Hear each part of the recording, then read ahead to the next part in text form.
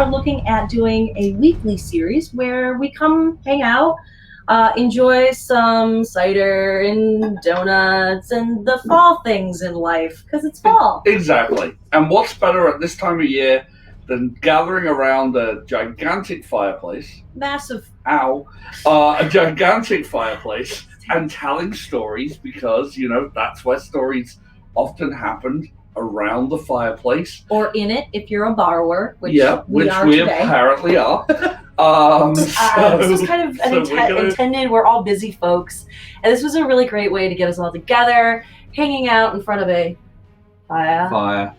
Or in one, because we're borrowers again this week. Again, we're very small. We're small, tiny people. It'll be so that's always delightful. But we wanted three of us. You're back. Three of us. Hey. Oh my god. She disappeared for a minute. That was okay.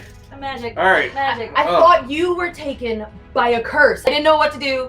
I didn't know what was happening. I know. You guys. All right, y'all. So, pulling me back. Without further ado, we're going to do the first story of the night, and that is my story.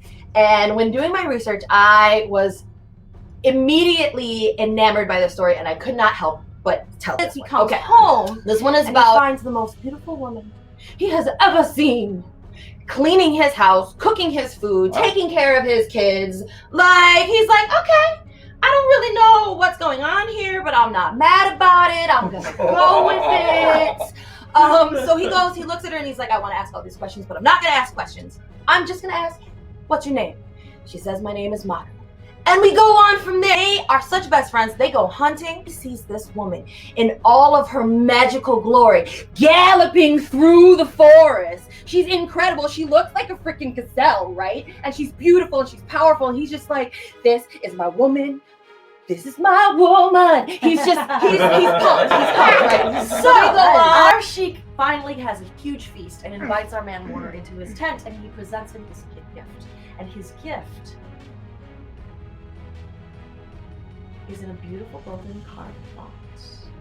And he opens the lid, and inside is the tiny, shriveled, bony hand of a mummy. She looked at him with eyes that burned across millennia. And then she took her hands, her right a horrid ruined stump oozing with black bile, and thrust it into the fire. There was a huge eruption, a bang, a whisper. She looked at him, smiled, and was gone. You could feel its breath if it breathed.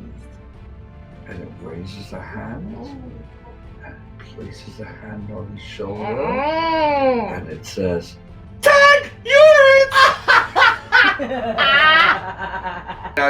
We're talking about Brendan Fraser in The Mummy again. And Rachel Weisz. And Rachel Weisz. So take that, Thumbridge Scholars, and and don't end up on the wrong side of the river. That's the end of my story. That was a beautiful story. Beautiful.